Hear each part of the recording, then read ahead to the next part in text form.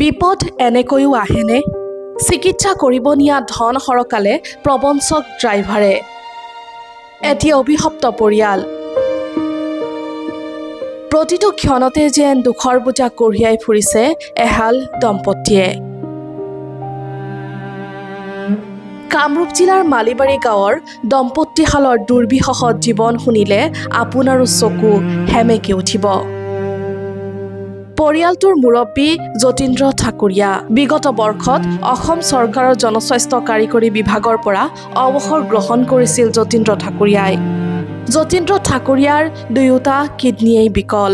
2024 চনৰ এপ্ৰিল মাহত অৱসৰপ্ৰাপ্ত কৰ্মচাৰী যতীন্দ্ৰ ঠাকুৰীয়াৰ কিডনী বিকল হৈ পৰিছিল শয্যাশায়ী। বিগত সময়ছোৱাতে এজন অভিযন্তা হিচাপে অধ্যয়নৰত পুত্ৰ কোকৰাঝাৰ জিলাৰ মুছলপুৰৰ এক শোকাবহ দুৰ্ঘটনাত প্ৰাণ হেৰুৱাবলগীয়া হৈছিল। এই দুখবোৰ মাৰ নোযাওঁতেই যেন আহিল ঘোৰ অমানিশা। অৱসৰৰ পিছত বিভাগৰ পৰা পোৱা ধনেৰে আৰম্ভ কৰিছিল চিকিৎসা। প্ৰতি সপ্তাহতে কিডনী ডায়েলিচিছ কৰিবলৈ লৈ গৈছিল ওচৰৰে ভাড়াতীয়া হিচাপে এখন গাড়ী। ভাড়াত নিয়া গাড়ীখনৰ ড্ৰাইভাৰ আছিল ধৰ্মেশ্বৰ ডেকা আৰু প্ৰবঞ্চক ধৰ্মেশ্বৰ ডেকায়ে চিকিৎসাৰ বাবে থোৱা ধন 7 লাখ টকা সৰকালে পত্নীৰ জিপে একাউণ্টৰ পৰা। চিকিৎসা সংক্ৰান্তীয় কিবা কামত ব্যৱহাৰ হ'ব বুলি প্ৰবঞ্চক ধৰ্মেশ্বৰে জিপেৰ পৰা লৈ গৈছিল এই বৃহৎ পৰিমাণৰ ধন। ইতিমধ্যে ভুক্তভোগী পতি পত্নীয়ে কাষ চাপিছে বাইহাটা চাৰিআলি আৰক্ষীৰ। আৰক্ষীয়ে প্ৰবঞ্চক ধৰ্মেশ্বৰ ডেকাক আটক কৰি ইতিমধ্যে আৰম্ভ কৰিছে তদন্ত প্ৰক্ৰিয়া।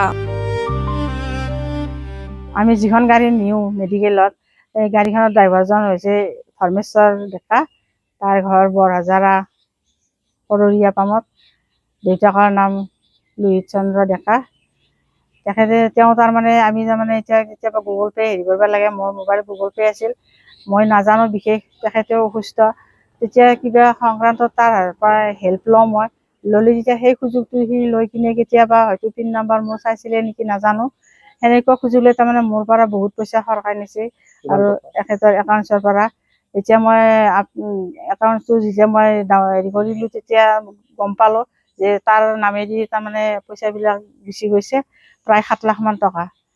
এতিয়া তাৰমানে মই হতভম্ব হৈ গৈছোঁ। এতিয়া মই কেনেকৈ এই মানুহজনক মই মেডিকেল লৈ যাওঁ, কি কৰোঁ, এনেকুৱা পৰিৱেশত মই পৰি গৈছোঁ। এতিয়া মোৰ উপায়বিহীন হৈছোঁ আৰু এতিয়া। আৰু এই পইচা মোৰ হাজবেণ্ডৰ হেৰি অৱসৰৰ পইচা আছিল। যোৱা 25 এপ্ৰিলত ৰিটায়াৰ হৈছে।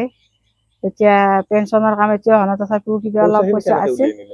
পইচাটো মানে কেনেকৈ উলিয়াই নিছে মই গমেই নাপাওঁ। এতিয়া হয়তো পইচাটো তাৰমানে মই এতিয়া মেডিকেলত যাওঁ, মেডিকেলত তাতে এতিয়া য'তে ত'তে পইচা দিব লাগে, ব্লাড টেষ্ট লাগে বা মেডিচিন ল'ব লাগে বা এনেকুৱা কেতিয়াবা ইমাৰ্জেঞ্চি নিব লাগে, তেতিয়া মানে পইচা দৰকাৰ হয়, ইফাল সিফাল কৰিব লাগে বা মই তেতিয়া গুগল পে' কৰিব লাগে বা কিবা কৰিব লাগে, হাততো এনেকৈ নাথাকে।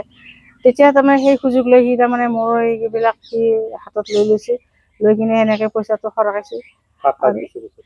আৰু তাৰ ঘৈণীয়েকৰ নামত পইচাটো ট্ৰেন্সফাৰ মাৰে। আৰু তাৰ ফুলখালীয়েক জিন্তু ডেকা আৰু ঘৈণীয়েকৰ নাম বন্দিতা ডেকা, তেওঁলোকৰ ট্ৰেন্সফাৰ কৰি পইচাটো লৈছে। লৈ মানে মই এতিয়াহে গম পালোঁ আৰু এজাহাৰ দিছোঁ। এতিয়া